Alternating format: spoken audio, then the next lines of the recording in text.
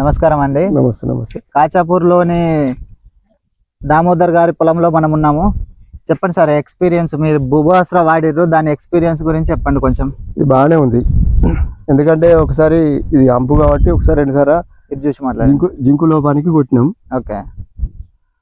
ఇక మిగతాది యూరియా చల్లినా కానీ ఎక్కువ వేరే ఏం చల్లలే, బాగానే ఉంది ఇప్పటి వరకు అయితే. జబ్బులు ఏమైనా వచ్చినాయా? జబ్బులు అంటే జబ్బులు ఏం రాలే, ఒక జింకు లోపం తప్ప, అంపు కాబట్టి.